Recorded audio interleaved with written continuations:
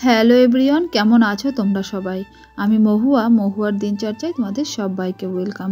আজ শনিবার আর এখন ঘড়ির কাঁটা 7:30। এখান থেকে তোমাদের সঙ্গে নিয়ে শুরু করলাম আমার ছোট্ট একটা ব্লগ।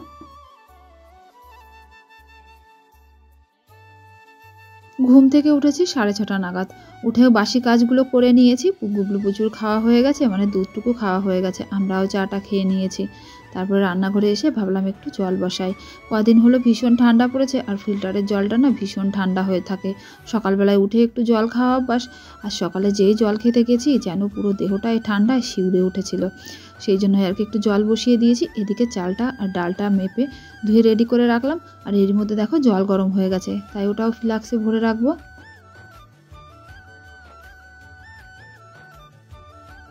সপ্তাহের আর কটা দিনের থেকে শুক্রবার বিকালটাই না আমার বেশি ভালো লাগে জানো। কারণ শুক্রবার বিকাল আসলে মনের মধ্যে যেন একটা আলাদা রকম আনন্দ হয়। ওই যে শনিবার রবিবার ছুটি পাবো, তাড়াতাড়ি উঠতে হবে না, একটু লেট করে উঠলেও হবে, সেই জন্য। কিন্তু আজ কতদিন ধরে হলো সেটা কিন্তু হচ্ছে না। ওই যে দাদুর প্রজেক্টের জন্য অফিস যেতে হচ্ছে, আর এখন তো সারাস শুরু হয়ে গেছে, এখনও প্রায় 15-20 দিন এভাবেই চলবে। আজও দাদুর অফিস আছে, সেই জন্যই আর কি সকাল সকাল ডাল ভাতটা বসিয়ে দিয়েছি।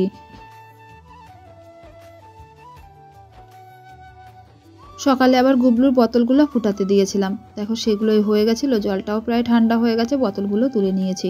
তারপরে ওই উনুনেই বসিয়ে দিয়েছি একটু আলু উচ্ছে ভাজা। আলু উচ্ছেটা কাল বিকালেই কেটে রেখেছিলাম, তাই দেখো এই পাশে বসিয়ে দিয়েছি। একটু পেঁয়াজও দিয়েছিলাম। তারপরে পরিমাণ মতো লবণ হলুদ দিয়ে ভালো করে ভাজা ভাজা করে নামিয়ে নিয়েছি।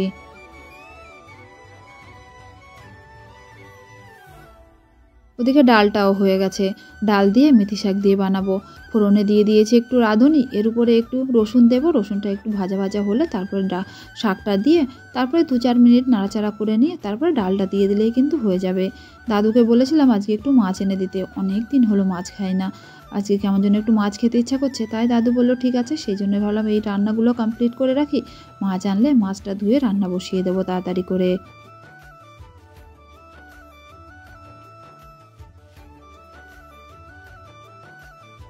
আজকে দাদুর লাঞ্চে বানিয়ে দেবো মেথি পরোটা।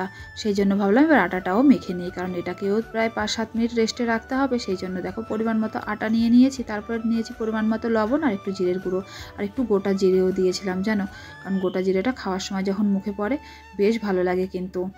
এর মধ্যে তোমরা ওই জোয়ানও দিতে পারো, আমার কিন্তু জোয়ানটা শেষ হয়ে গেছিলো, সেই জন্য গোটা জিরেটাই দিয়েছি। তারপরে দিয়েছিলাম 1 চামচ ভরে দই, আর দিয়েছিলাম একটু আদা আর রসুন থেতো করে। তারপরে শাকটা দিয়ে এবার ভালো করে মেখে অল্প অল্প জল দিয়ে এটাকে একটা শক্ত ডো করে নেব।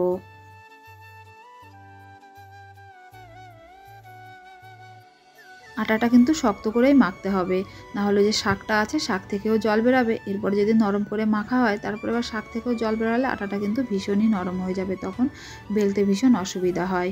এরপর আটাটা মাখা হয়ে গেলে উপর থেকে একটু তেল মাখিয়ে রেখে দিয়েছিলাম 5 মিনিট রেস্টে। ভাবলাম এই ফাঁকে সিঙ্কে যে বাসনগুলো আছে সেগুলোই ধুয়ে ফেলি।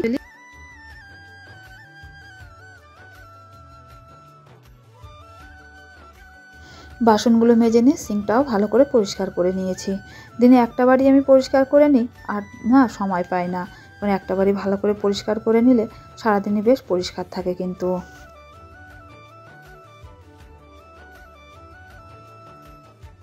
এদিকে আমি কাজগুলো কিন্তু তাড়াতাড়ি করেই গুছিয়ে ফেলছিলাম।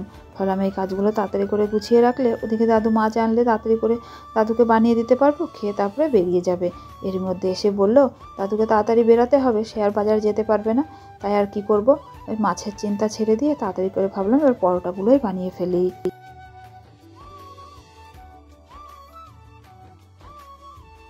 বছরে এমন কয়েকটা দিন আছে যে সময়গুলোতে দাদু এমনই ব্যস্ত থাকে।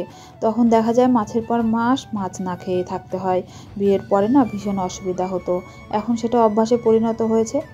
যাই হোক, এদিকে আমিও তো যেতে পারবো না, মাছ বাজারটা না অনেকটাই দূরে, গুবলুকে নিয়ে যাওয়া তো আর সম্ভব নয়, আর ওকে রেখে যাওয়াও সম্ভব নয়। সেই জন্য আর কি দাদু বললো ডিম রান্না করতে, এদিকে দাদু খেয়ে যেতে পারবে না ডিম।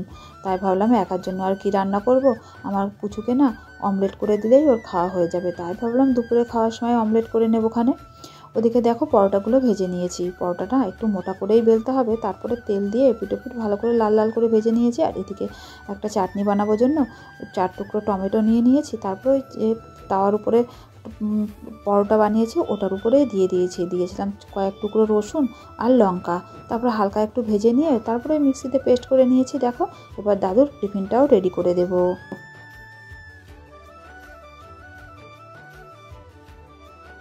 আমার বরের খাওয়া নিয়ে তেমন একটা ঝামেলা নেই জানো, মাছ মাংস খুব একটা পছন্দ করে না। ওই একটু আলু সিদ্ধ ডাল আর একটু ঘি ভাত দিলেই কিন্তু ভীষণ পছন্দ করে। দেখো সকালে যেটুকু যা রান্না করেছি তাই দিয়ে দিয়েছি। তারপরে ভাবলাম দাদু খেতে খেতে এদিকে রান্নাঘরটা পরিষ্কার করে ফেলি, কারণ এরপরেই তো আবার ওই দুটোকে নিয়ে আমার যুদ্ধ শুরু হয়ে যাবে সারাদিনের মতো।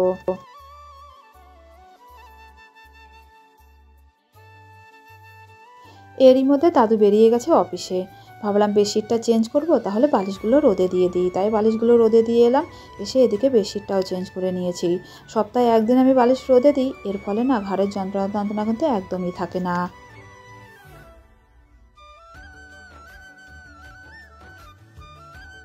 রোজ জামা কাপড় ধুই, তারপরেও দেখো কত জামা কাপড় জমেছে।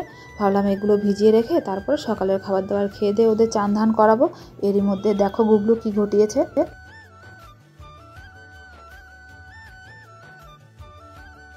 10 মিনিটও হলো না বেডশিটটা চেঞ্জ করলাম, এরই মধ্যে দেখেছো দুধ ফেলে কি করেছে। ওকে দুধটা গুলে দিয়ে আমি বসেছিলাম সকালের খাবারটুকু নিয়ে, খেয়ে দিয়ে এসে দেখি ওই কাণ্ড করেছে। কি করব, আবার কিন্তু আমাকে বেডশিটটা চেঞ্জ করতে হয়েছে। তারপরে ওকেও চান ধান করিয়ে দিয়েছি। আমিও এদিকে ধোয়াধাই করে নিয়ে চলে এসেছি উপরে। কিছু জামাকাপড় নিচে দিয়েছিলাম আর কিছু উপরে দিয়ে দেবো, কারণ এত জামাকাপড় আজকে ধুয়েছি উপরে জায়গা হতো না।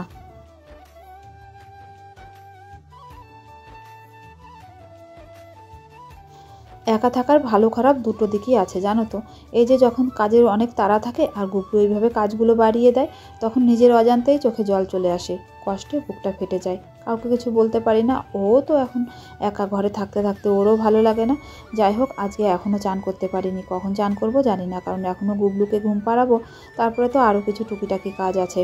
ভিডিওটা আর বড় করব না, তাহলে আজকে এটুকুই থাক। দেখা হচ্ছে নতুন একটা ভিডিওর সাথে। ততদিন তোমরা সুস্থ থেকো, ভালো থেকো আর আমার পাশে থেকো কেমন। আর আমার ভিডিওগুলো তোমাদের কেমন লাগে অবশ্যই জানিও কিন্তু। তোমাদের কমেন্টের অপেক্ষায় রইলাম। টাটা।